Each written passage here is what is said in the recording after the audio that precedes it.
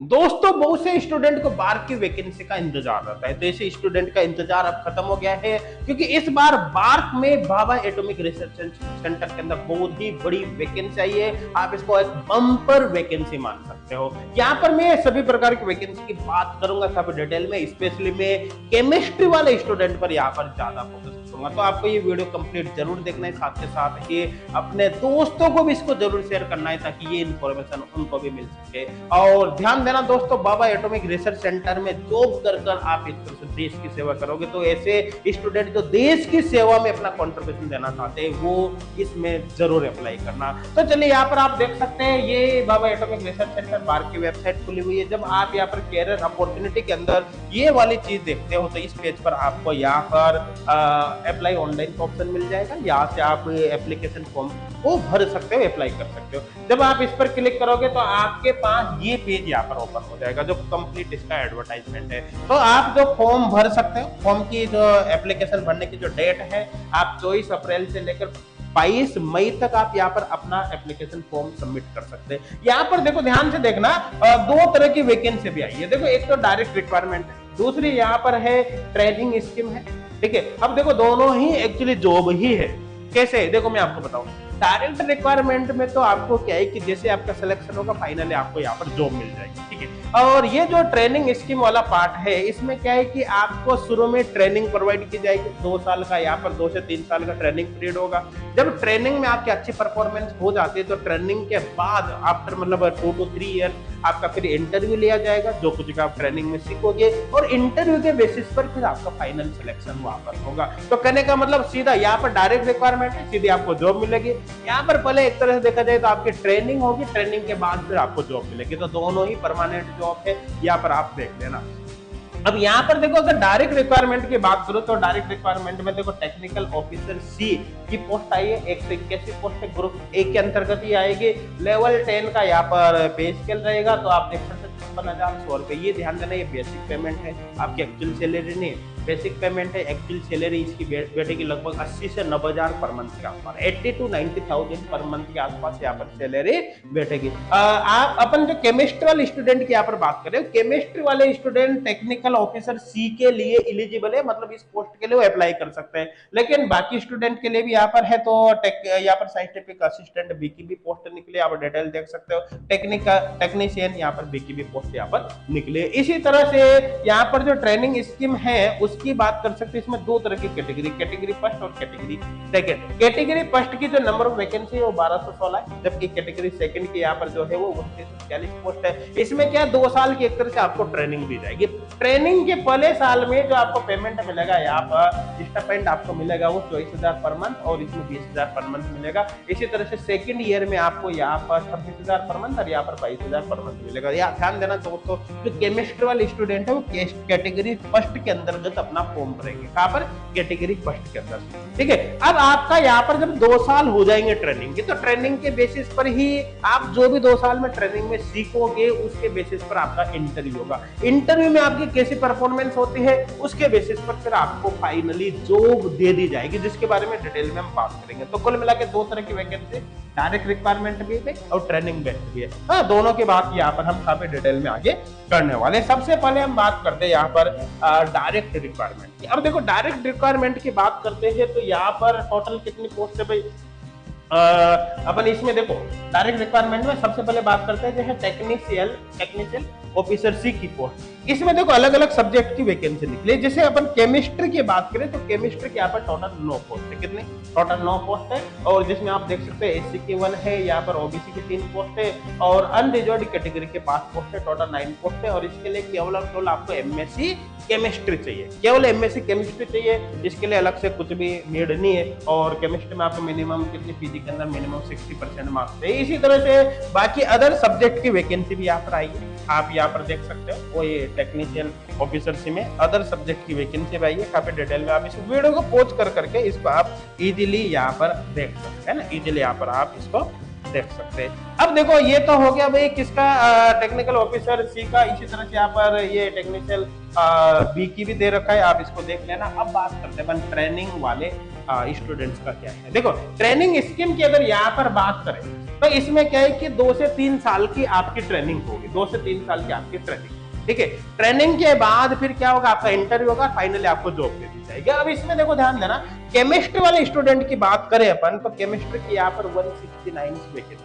कितनी है 169 वैकेंसी, जिसको कैटेगरी वाइज भी आप यहाँ पर देख सकते हो। इसमें देखो दोनों तरह के स्टूडेंट अप्लाई कर सकते हैं। आप बीएससी बायोलॉजी वाले स्टूडेंट भी यहाँ पर अप्लाई कर सकते हैं और बीएससी मैथमेटिक्स वाले स्टूडेंट भी अप्लाई कर सकते हैं। देखो जनरली क्या होता है कि जो वैकेंसी आती है ऐसे रिसर्च सेंटर पर, वहां पर क्या बेसिकली बीएससी मैथमेटिक्स वाले स्टूडेंट इंक्लूड किए जाते हैं, लेकिन यहाँ पर ध्यान देना बीएससी बायोलॉजी वाले भी अप्लाई कर सकते हैं, बीएससी मैथमेटिक्स वाले स्टूडेंट भी अप्लाई कर सकते हैं, ये होगी केमिस्ट्री के बाद। लेकिन बाकी अदर सब्जेक्ट की वैकेंसी भी यहाँ पर निकली है, जिसकी डिटेल आप वीडियो को पॉज करके यहाँ पर देख सकते हैं कि यहाँ पर किस सब्जेक्ट की कितनी पोस्ट निकले ना। पीडब्ल्यूडी कैटेगरी के लिए यहाँ पर ये दे रखा है, ठीक है। और ध्यान देना केमिस्ट्री वाले स्टूडेंट को कैटेगरी फर्स्ट के अंदर अप्लाई करना है, इस बात का आपको विशेष तौर पर ध्यान रखना है। आप इस वीडियो को पोस्ट करके आप जरूर ये पूरी डिटेल यहाँ पर देख लेना, ठीक है। अब चलो अपन आगे चलते हैं, एज लिमिट की यहाँ पर बात कर सकते हैं। तो देखो एज लिमिट की अगर बात करें तो यहाँ पर देखो टेक्निकल ऑफिसर सी की जो पोस्ट है उसके लिए मिनिमम एज लिमिट आपकी 18 है, मैक्सिमम एज लिमिट यहाँ पर 35 ईयर्स है।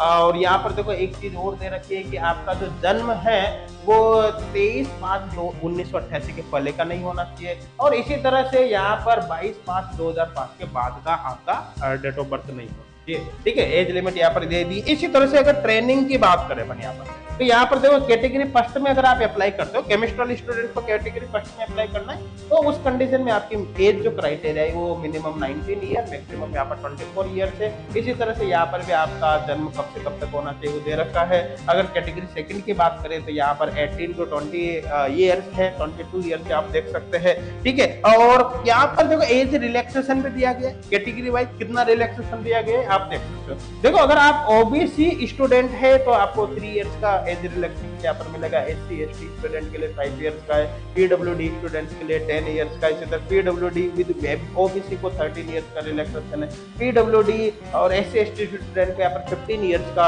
एज रिलैक्सेशन है। एक सर्विसमैन के लिए भी यहाँ पर कुछ कंडीशन दे रखे हैं, आप इसको पढ़कर यहाँ पर देख सकते हैं। तो कुल मिलाकर एज रिलैक्सेशन भी अच्छा खासा दे रखा है, आप इसको देख सकते हैं। अब बात करें यहाँ पर हम बेसिकली यहाँ पर डॉक्यूमेंट की, तो देखो ध्यान से समझने की कोशिश करना है। अगर आप एससी एसटी के स्टूडेंट है तो एससी एसटी के स्टूडेंट का जो सर्टिफिकेट होगा वो स्टेट लेवल का चल जाएगा, स्टेट लेवल का सर्टिफिकेट चल जाएगा। लेकिन अगर आप ओबीसी के स्टूडेंट है तो भाई आपको सेंट्रल लेवल का सर्टिफिकेट आपके पास होना चाहिए, स्टेट लेवल का सर्टिफिकेट आपका नहीं चलेगा, इस बात का आपको ध्यान रखना है।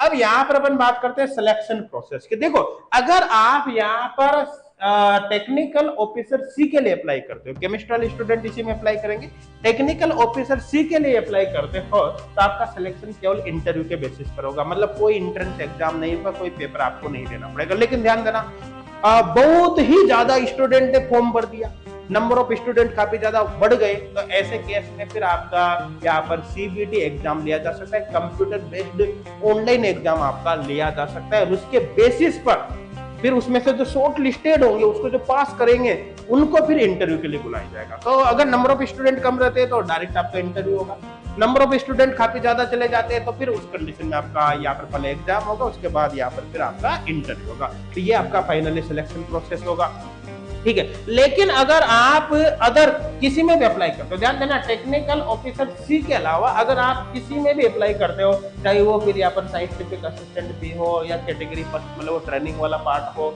या कोई सा भी हो, तो ऐसे केस में क्या होगा कि आपका पहले तो एग्जाम होगा, ठीक है। एग्जाम पास करने के बाद फिर आपका इंटरव्यू होगा, फाइनल इंटरव्यू के बेसिस पर आपका यहाँ पर सिलेक्शन होगा। तो ये सारी डिटेल आप दे रखे हैं, एक बार वीडियो को पॉज करके इसको भी आप यहाँ पर देख सकते हैं कि ऐसे केस में क्या होगा। तो आप आई थिंक समझ गए होंगे। देखो अब नेक्स्ट यहाँ पर अपन चलते हैं। देखो ध्यान देना यहाँ पर क्या होगा, देखो अगर आप ट्रेनिंग के लिए अप्लाई करते हो, ट्रेनिंग के लिए अप्लाई करते हो, मतलब कैटेगरी फर्स्ट के अंदर या कैटेगरी सेकंड के अंदर, तो यहाँ पर क्या होगा देखो, जब आपकी ट्रेनिंग कंप्लीट हो जाएगी, जैसे मैंने कहा ना पहले 2 साल की ट्रेनिंग आपकी होगी, 2 साल की ट्रेनिंग जब आपकी कंप्लीट हो जाएगी, उसके बाद आपका फाइनल यहाँ पर इंटरव्यू लिया जाएगा। इंटरव्यू में देखो वही क्वेश्चन पूछे जाएंगे जो 2 साल की ट्रेनिंग में आप सीखोगे, ठीक है। तो वहां पर आप अच्छे से मेहनत करना। अब अगर आप वो इंटरव्यू को क्वालिफाई कर लेते हो तो फिर वहां पर भी आपको फाइनली जॉब मिल जाएगी। तो यहाँ पर देख सकते हैं जो कैटेगरी फर्स्ट के स्टूडेंट है वो साइंटिफिक असिस्टेंट सी के लिए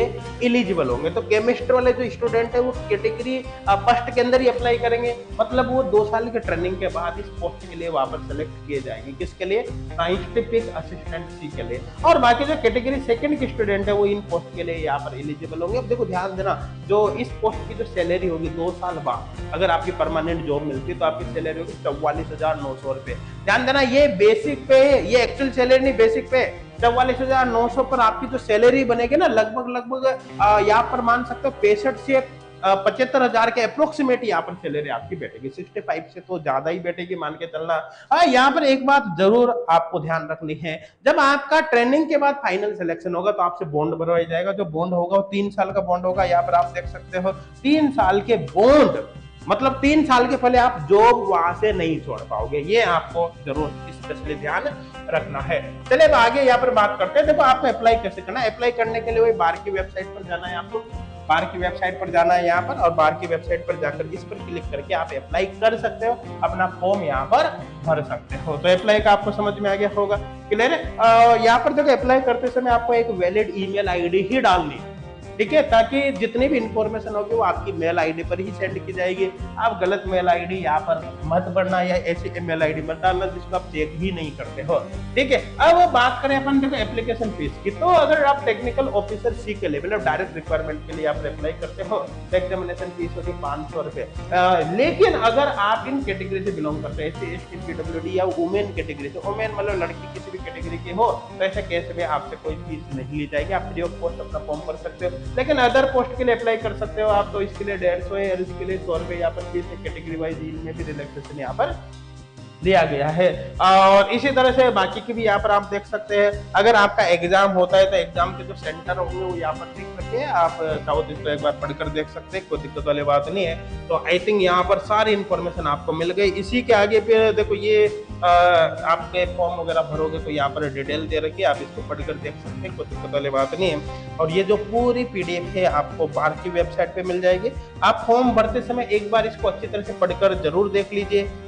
बाकी मेन चीजें मैंने आपको यहाँ पर बताई दी है, मेरे हिसाब से कोई डाउट आपके नहीं रहेगा। तो ये जो वीडियो है आपके लिए काफी ज्यादा हेल्पफुल रहा होगा। इस वीडियो को आप अपने फ्रेंड्स तक जरूर शेयर करिए ताकि उनको भी इसका बेनिफिट हो सके, और साथ के साथ ही YouTube चैनल को आप जरूर सब्सक्राइब कर ले ताकि आने वाले सभी वीडियो की इन्फॉर्मेशन आपको मिलती रहे।